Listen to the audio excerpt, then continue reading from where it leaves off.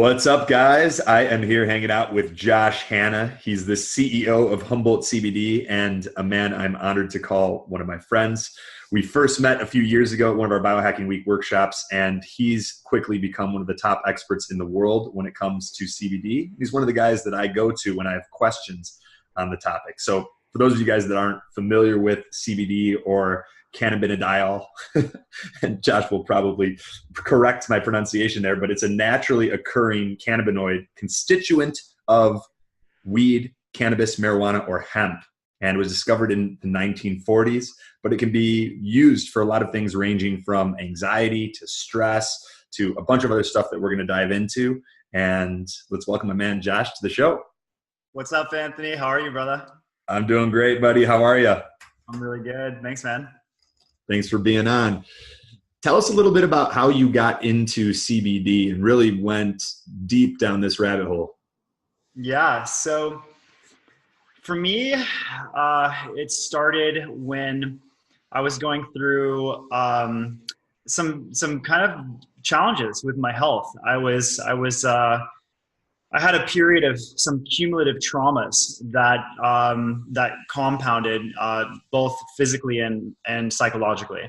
I had gotten in a pretty serious accident and fractured my 6th thoracic vertebrae, and was having a really hard time with pain management and anxiety from that. And then I also had some really intense, more psychological traumatic experiences that I've told you about, but they kind of usually with PTSD, or complex PTSD, it's multiple really extreme, overwhelming traumatic experiences that lead someone to the experience of kind of constant overwhelm, panic attacks, just like general anxiety and depression. And I had really all the classic PTSD symptoms. And I live up here in Northern California in kind of the world famous Humboldt County. So we have more cannabis and hemp probably than anywhere else in the world up floating around up here. And I really didn't want to take any type of pharmaceutical medication to try and repress my symptoms. I knew that I had to heal, and the idea of taking a benzo like Xanax or some other pharmaceutical medication to repress my symptoms, I knew the consequences of that. I know that a lot of these medications can also cause harmful side effects. Even antidepressants may cause suicide or may cause thoughts of suicidal ideation on the bottle. And I just was like, I just can't go down that path. And so I started looking for alternatives. And I think because living here in Humboldt County, there was a ton of information that was starting to, at that time, and this is about 10 years ago that I got into it. I just somehow caught wind of CBD could be really helpful for my back injury and inflammation and things. So I think that when I first got it, I actually got it as a topical, like an oil with CBD in it. And I started rubbing it in, and I got this sense of relief from the pain and inflammation that I had. And then I took some internally, and I got a relief from the anxiety, that chronic anxiety that I was experiencing. And I just became so interested in, like, this is amazing that at this time, not a lot of people knew about it. It's trending really hard right now. But it was so fascinating to me that the cannabis plant, which I didn't really like to take, I've never really liked THC. It's just not my cannabinoid. It kind of makes my anxiety worse, honestly. But I was fascinated to find that CBD worked so well for me and just instantly took away anxiety. And so I'm like you and just want to dig into everything and learn everything about a medicine or a compound or a supplement or a nutrient when I feel the effects of something. And CBD fascinated me because it's non-psychoactive and because it helps with pain and inflammation and anxiety and depression and all this huge array of things. And I think that's why it's really trending right now, is because it's one of the few panaceas that actually does really work for a lot of things. And when you look at the research on PubMed, the internet's library of scientific medical research, there is a huge list of documentation of really legitimate scientific studies that authenticate that CBD is helpful for this huge broad range of conditions. And for people who aren't familiar with CBD or how it differs from, say, smoking marijuana, yeah. how would you catch someone up to speed? So THC is in marijuana. When people smoke marijuana or smoke weed to get high, it's the effect of the THC that once it gets through your lungs and into your blood and then up into your brain, the THC binds to the serotonin receptor in the brain and creates that high. So it would be considered a psychoactive euphoriant. The way that it binds to that receptor site, it creates the psychoactivity response where it gets you high. So that's what cannabis is really famous for, or has been, up until now, where CBD is really starting to turn some heads. But is that process of that cannabinoid THC binding into a brain cell and getting you high, whereas CBD is a very different compound. CBD is a non-psychoactive compound, so it does not get you high, but it would be considered a neurorelaxant. So CBD really became famous, actually, and this is an interesting story for people that are worried about, I don't want to take weed and get high. CBD actually rose to its fame primarily because of this story about this little girl named Charlotte who lived in Colorado. And she was really young. I don't remember exactly what age she was when this all came into the news and everything. But she had real severe epilepsy, like the worst form of epilepsy. And she was having multiple seizures a day, like an unfathomable amount of seizures a day. She was on all these anti-seizure medications and nothing was working. They couldn't stop her epilepsy. They couldn't repress it. And her parents, in an interview that I watched, her parents were like, at one point, out of compassion, we were ready for her to see her pass away, because like her quality of life was so horrible. Like it was unimaginable. And so it was a really tragic scenario. And then these farmers who were researching CBD and growing strains of cannabis that were really high in CBD were like, hey, we've been working on a strain that could be used for children that contains very low amounts of THC, the compound that gets you high. So we've been working on breeding the THC out of it so that kids with epilepsy could take it and not, risk getting them high. But the CBD is this really powerful anti-inflammatory and neurorelaxant and anti-seizure. And all the research was directly indicating that CBD could be used to repress seizures. So they gave it a try. They made the cannabis oil for her, they made the CBD oil for her, and it actually worked. And that was that's what really brought this into the news stream, is this little girl who was on her deathbed, dying from like the worst, most severe form of epilepsy, couldn't function because she was literally having seizures all day long. All of a sudden, there's a compound from cannabis that was able to repress her seizure disorder to the place where she went through a full day without having a seizure for like the first time like ever. And then they just kept her on CBD and experimenting with it. And the farmers kept breeding the THC down to lower and lower levels, so that it was just super safe for Charlotte and for other kids that they started reaching out to. And it's just a beautiful story. That's a great story. I've never heard that before. Yeah. So how does CBD relate to some of the compounds that our body and brain naturally produce? And how does it interface with those pathways when we ingest it? That's a brilliant question. So this is something that's quite controversial right now, because when you go to medical school and you start studying biology and cellular biology, there's a system that is generally left out of the textbooks.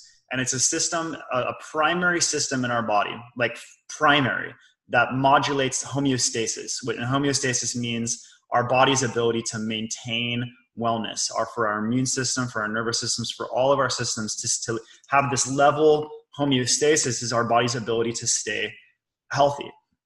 And so one of the primary systems, or the primary system that regulates homeostasis on a cellular level in our body, is called the endocannabinoid system.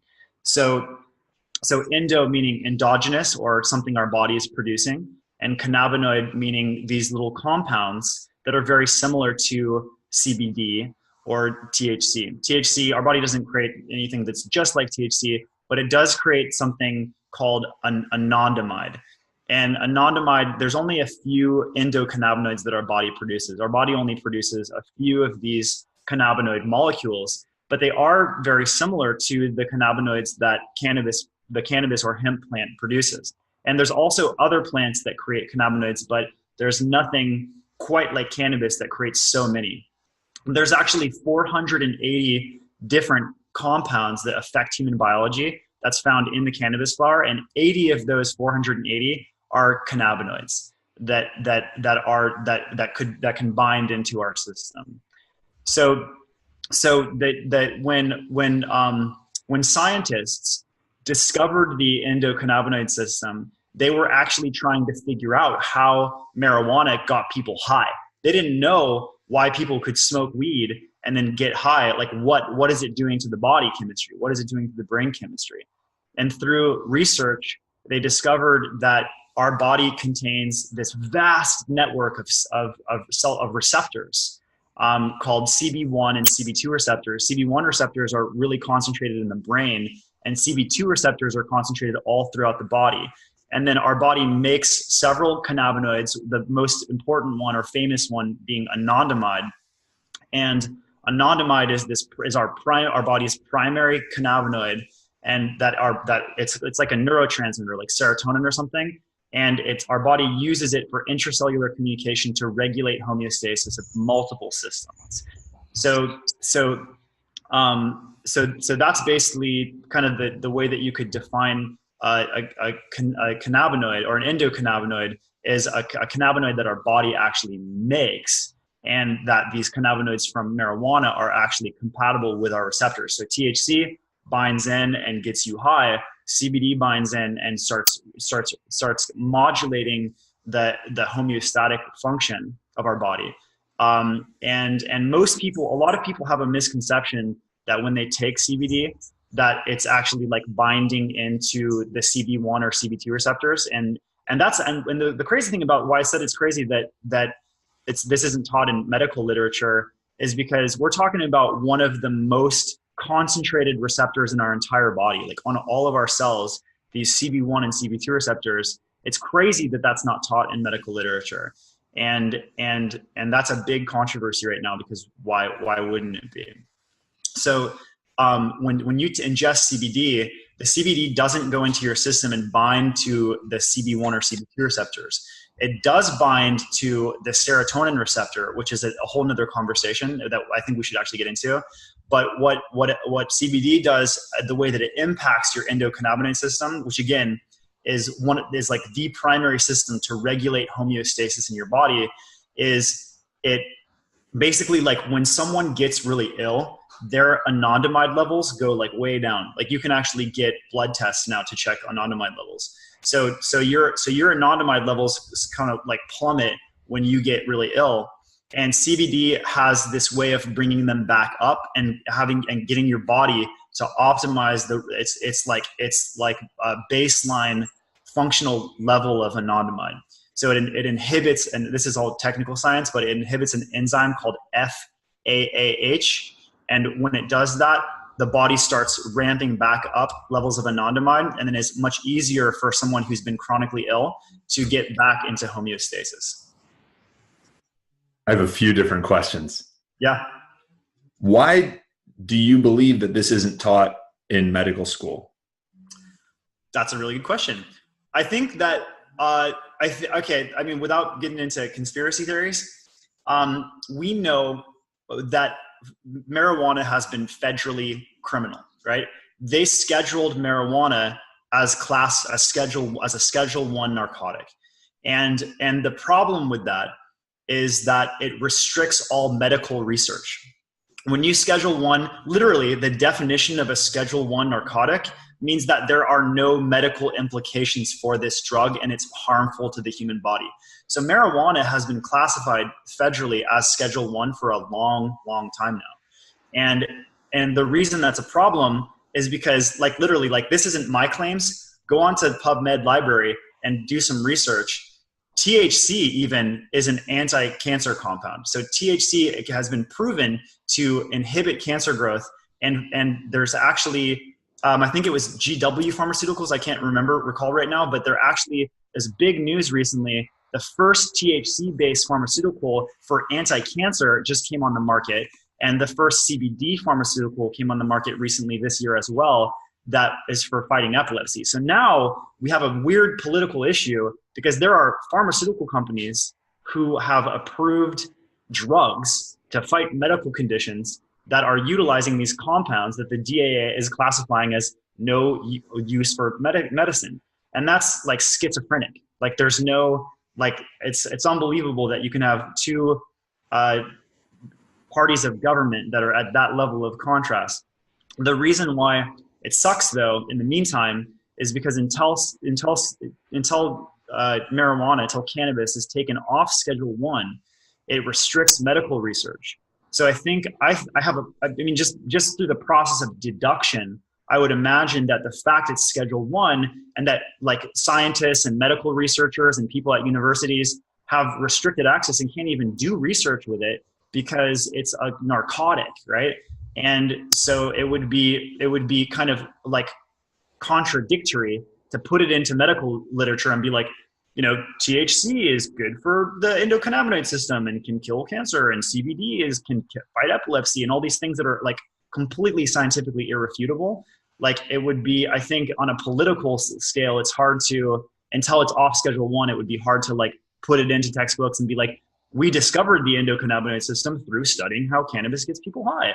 You know, like we're just not quite evolved enough yet. And I think that that's where it will go. And especially now, as much as I'm not the biggest fan of pharmaceutical companies and all that stuff. I mean, there is really, really good pharmaceutical medications that really help a lot of people, but there's this weird political thing that's just like, it's challenging. And, I don't know. That's kind of just my thought process around it. I don't know. I don't really know the answer to any of this, but this is just my thoughts. That makes sense.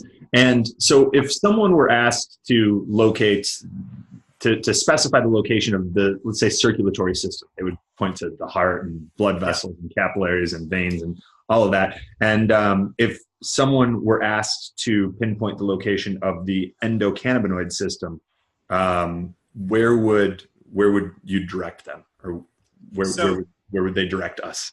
So the endocannabinoid system is defined as this network, intracellular networking system. So intracellular meaning, like, okay, we have all these trillions of cells in our body, and they all have little receptor sites on them. So the receptor sites, the CB1 and CB2 receptor sites, and the little messengers that they send back and forth, the endogenous cannabinoids, those are concentrated all throughout the body, which is why this is such a big deal. And the CB1 receptors are primarily concentrated in the brain. So we have a ton of CB1 receptors on all throughout our brain. And then the CB2 receptors are like in the gut and like throughout the proximity of the body. But it's a global system. So it's just a massive cellular networking system.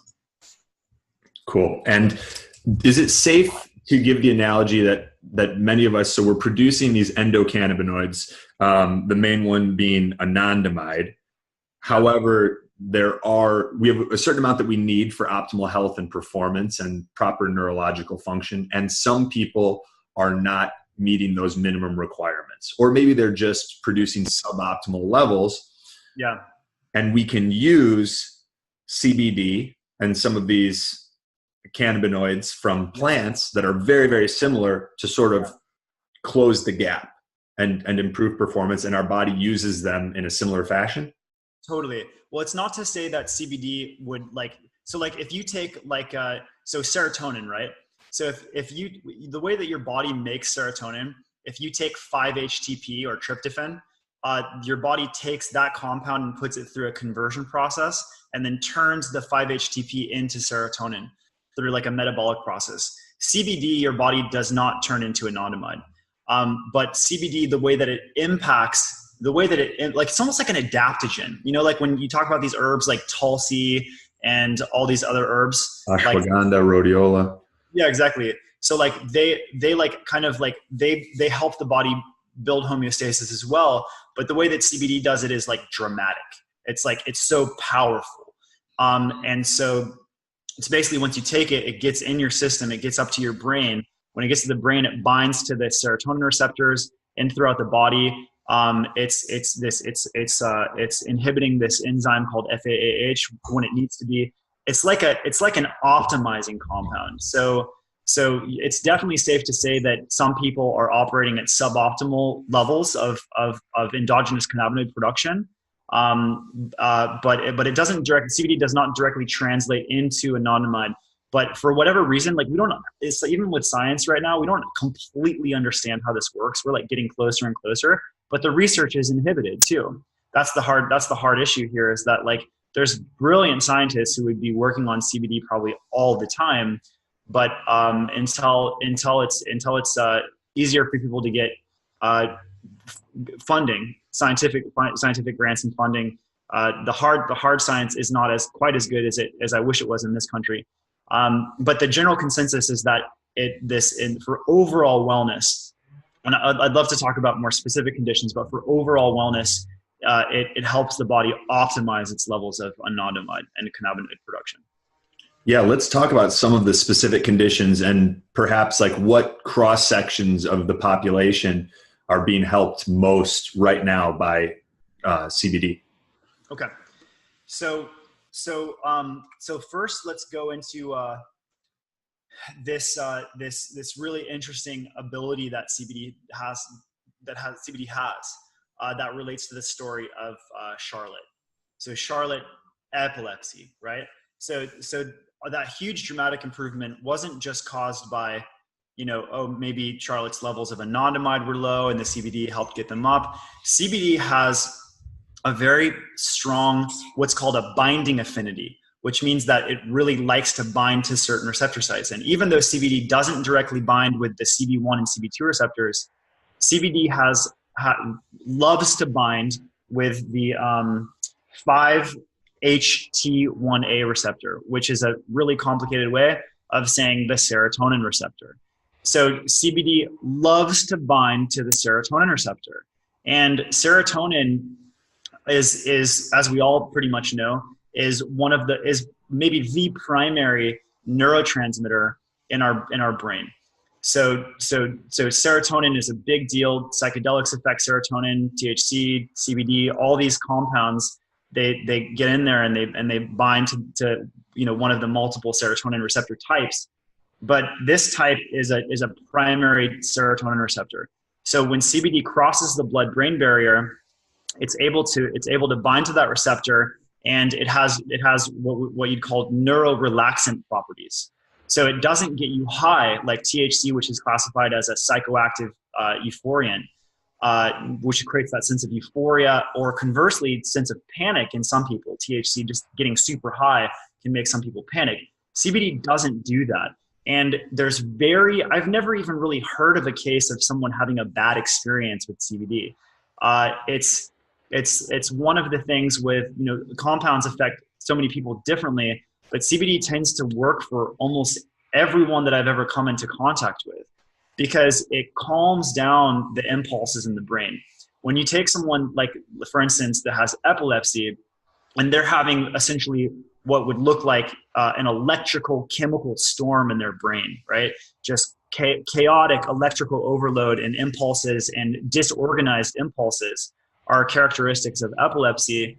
When you take CBD and cross the blood-brain barrier, like I have actually seen CBD stop a seizure cold, which is some crazy shit. And you can watch videos of it on YouTube. Type in CBD stop seizure. There's videos of like dogs that have their seizures stopped and kids. And it is some seriously dramatic, like heart-touching shit when you see someone that's having a grand mal seizure stop from this compound, which is why there is now a pharmaceutical medication for epilepsy that you can get because it does work. It's CBD based. It's like I think it's an isolate based, and we can talk about isolates versus full plant medicines in a little bit. But I think it's a CBD isolate product, and yeah. But so what's really fascinating about that is that in someone that has this crazy electrical chemical overload storm in their brain, something comes in and calms the activity down and is able to drop that down. So the theory is that it's binding into serotonin receptors, and it has this kind of global neurorelaxant property, which for epilepsy is amazing. For Parkinson's is really good because it's also characterized by an excitatory dysregulation in the brain.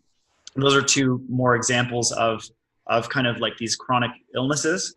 But then the way that translates to in general, excitatory disorders. Epilepsy is an extreme excitatory disorder. Parkinson's is an excitatory disorder that tends to become degenerative, a neurodegenerative disorder. CBD is classified as a neuroprotectant, and there's even a government patent that you can look up on the patent database that early on, long time, because they've known about this for years, for a long time actually, which is a whole nother story. But there was a patent filed for CBD as a neuroprotectant a long time ago. So basically, these are these really dramatic, serious health conditions. But then when you take that and you put it into the general public, a lot of people are dealing with excitatory problems, actually, this overexcitation of the nervous system, and that's anxiety. So many people are dealing with chronic anxiety and stress. It's like an epidemic. Like our whole planet, it seems like our whole species seems like a crazy, stressed out, anxious species. And just as CBD in an extreme sense with a large dose can stop a huge electrical chemical storm in the brain, in a smaller dose and in a product kind of like what we're making, it's taking this same excitatory response that's out of control, like chronic anxiety and stress and panic attacks and PTSD and all these issues that are characterized by chronic stress and anxiety, and you're able to utilize that anti-excitatory, neuroprotective, neuroregenerative effect that CBD has in the brain once it binds to the receptors, and it really seriously helped with those disorders. And that's what got me into it, is that I was dealing with crazy like panic attacks and anxiety, and it was because I had some really severe traumatic experiences. But it was amazing for me when I was like, dude, there's nothing that can do this. Like, I'm really into herbs. I'm really into supplements. I'll take magnesium L-threonate all day long. I'll take chamomile. I'll take tulsi and ashwagandha, and they're all great, but they don't do something so dramatic that, you can't stop a seizure. And so there's something really dramatic that happens when CBD crosses the blood-brain barrier that can be utilized for chronic stress and anxiety. And even you can really control your dose. So by taking a smaller amount, you can kind of learn like, okay, like I'm really stressed out today, so I need to take this much, or I'm a little stressed out, maybe I should take a little bit less. But it's kind of, once you start taking CBD, it's kind of a process of self-experimentation, learning like what your optimal dose is to buffer out your stress and to achieve the desired result, whether you're working with a health condition or you're just looking to achieve optimal wellness.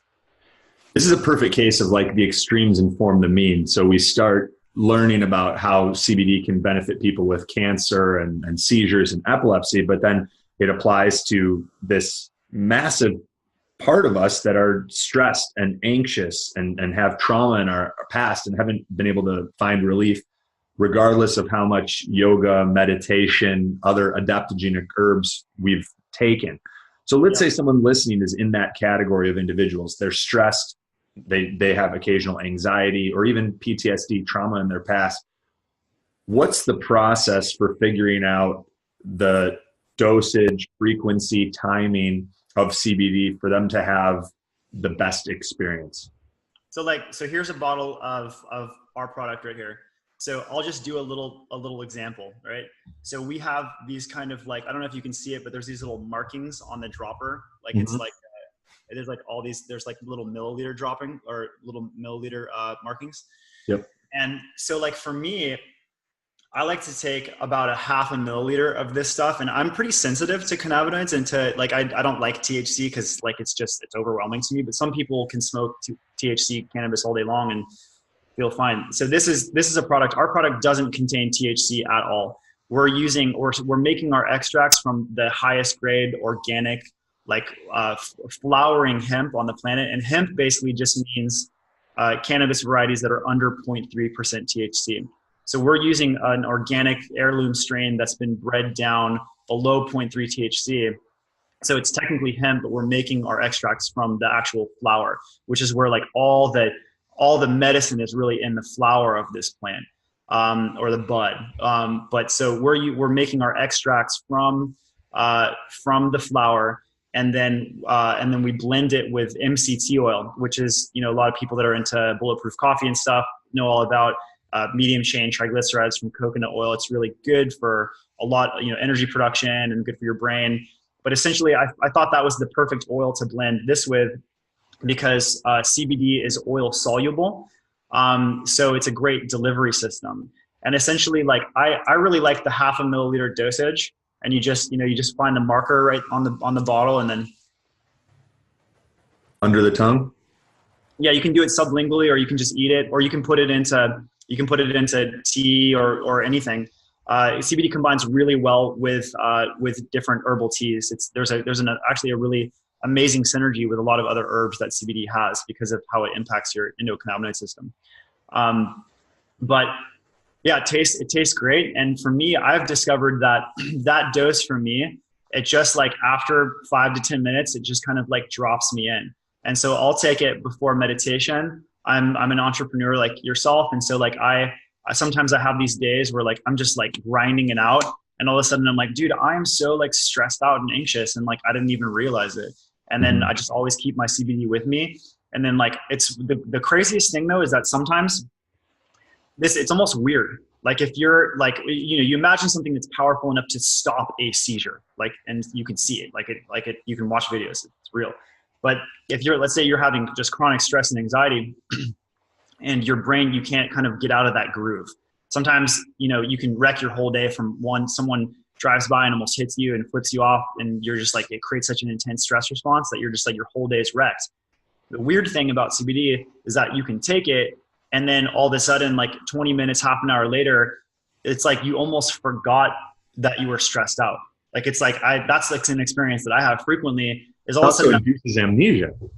Yeah, totally. It's like all of a sudden I'm like, whoa, I'm not stressed out and anxious anymore. And it's like, it's almost confusing because you're like, I thought that I was going to be all messed up for the rest of the day, and I feel awesome now. And that's the magic of it. But I tell everybody who wants to start with CBD to start with like a low dose. And for our product, it would be like a 0.25 ml or like 1/4 dropper full, and just like start low and see how it affects you, because everybody's different. And we had one, there's a friend of mine who's this big, tall guy, he's like over 6.5 feet tall. He's like big and bulky. And I take a half a dropper full, like, throughout the day, like, once or twice a day. And so I told him, I was like, yeah, like start with half a dropper full. And he was like, man, I took it, and I was like so relaxed. I just like wanted to hang out and like not work and like just like chill and like go to the beach and like take the day off, because I felt so good and mellow. But it was like I didn't really want to go to work.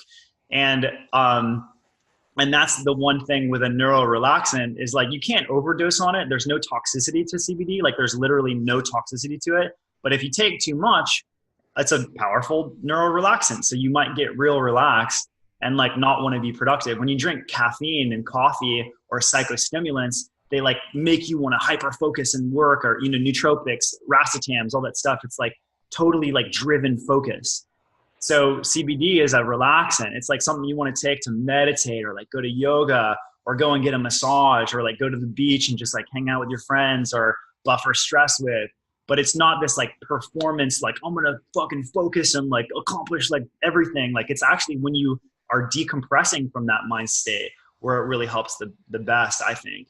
And a float tank, it's like recovery medicine, So I tell people to just start small and then like go up and then find your like sweet spot.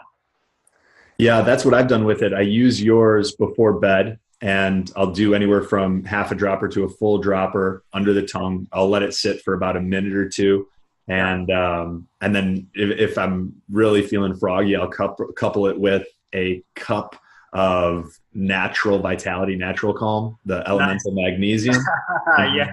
And like it helps me calm down because I admittedly don't always give myself enough space between like the day ending and then time to wind down and get in bed. And anyone that's ever made that mistake, you can find yourself laying in bed staring at the ceiling because you're still like in go mode. And the CBD along with the natural calm helps, probably in part due to the ritual nature of it. Just like, okay, now it's time to stop all of that, to let yourself decompress, turn your mind off a little bit, and get some of that mind body recovery that we need overnight.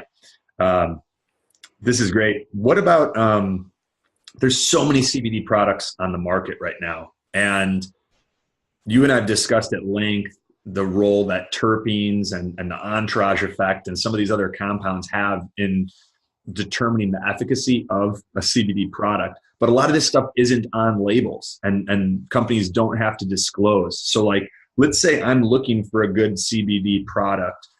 What do I even look for? So with CBD products, there's a lot of differentiating qualities. I would say that the first thing to look at is if the CBD product that you're taking is something that has a CBD isolate in it, or what would be called a full spectrum medicine. So like right here, I don't know if you can see this, but on the bottle it says full spectrum CBD oil. Mm-hmm. And so what full spectrum technically means in this industry is that the oil contains this full spectrum of beneficial compounds. So isolates can be made, for instance, from, there's a lot of products that are selling their products that are manufactured with like this like isolate that comes from low grade industrial hemp, and then they extract it through chemical solvents and then get the CBD down to an isolate. So where it's coming from, the actual plants, it could be GMO hemp, it could be sprayed with pesticides and all kinds of crazy shit, and they're trying to just get the isolate out of it. But that's the thing, is that like, I mean, I've done a lot of research and I've been mentored by some really amazing PhDs who are super into all this plant biology stuff. And what the generally accepted kind of consensus is in science with this, in this medicine, is that what's most effective to the body, because you got to think, like, you know, we've been using this plant for a long time. It's not anything new. But with all plants, there's all of these compounds in plants. It's not just like, you know, you eat a superfood and you're just getting this one thing that's in it. You're actually getting a big full spectrum of compounds. So with CBD products, like, yeah, you want the CBD, you want to have a good good concentration of CBD in there. But sometimes you can get products that have a bigger milligram dosage of CBD that's from an isolate and nothing really else in there, and it's going to be way less effective than a full spectrum product that's made from organic flowering hemp, so usually using the bud to make the extract versus using this low-grade stalk and stem industrial stuff from China or Europe or whatever.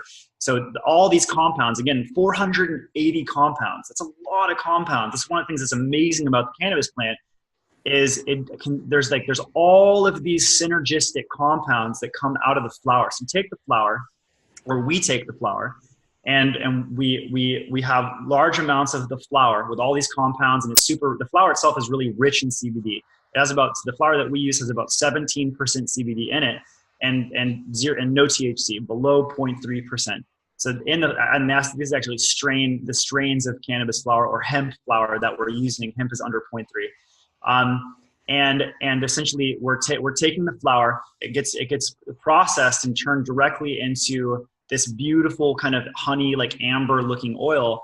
and then everything is still maintained in there. We do a little bit of processing to take the chlorophyll out through a process called winterization, and so then it goes from when CBD oil initially comes out of the machine, it's kind of like almost black. It's really dark, and then we take the lipids, some of the lipids and chlorophyll out, but then all the terpenes, which is what makes it smell. When you smell the flower, and it smells like just like real sweet or real. There's like these beautiful smells that the flower contain. And same thing with essential oils. It's these terpene compounds that create the smell. So terpenes are a lot of these compounds that are in there. But then there's other cannabinoids, like again, 80 different cannabinoids, some of which we don't even know what they do yet. And then this full spectrum of 480 compounds is around how many that can come out of the flower. So we're taking a really comprehensive whole plant extract, kind of medicinal oil, and then we're just blending that with MCT, which makes it very bioavailable. MCT is a great carrier because of how bioavailable it makes it. And then when that gets into your system, it has such an amazing healing effect. And I've heard some people talk about nano CBD and all this stuff, but really like a lot of that is marketing. When you really look at like what makes this effective, it's this synergy of all these compounds with the CBD. Like that's what herbalists are into. It's called the entourage effect, is the synergy of all the compounds in the plant. So you can strip away and kind of make this pharmaceutical type of product. You can strip away the CBD, but you know, I don't think it's just this is my personal bias. I don't think it's nearly as effective or healing as a plant medicine as when you have it in its true form with all these compounds.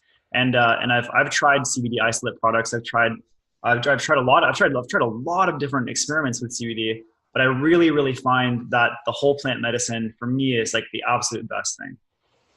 Yeah. The more we learn, the more we realize nature had a lot of this stuff figured out, and we're often unsuccessful at trying to outsmart her. Yeah, absolutely. There's so much intelligence in nature. And again, with these isolate products, you know, you never know where it's coming from. Like we actually use completely organically grown hemp flower, right? So there's no pesticides, no fungicides. It's not genetically modified. Hemp is being genetically modified now. So we have these like heirloom, like, you know, it's from seed stock, like real pristine genetics. And then the plant grows up and then it creates these big, beautiful flowers. And then we're using the flowers, not the stems and stalks, and that contain all the rest. Some of the industrial hemp, they're just using this low grade, like what you make clothes out of and stuff. And there's trace amounts of CBD in there, and they're trying to strip it out and then make the isolate.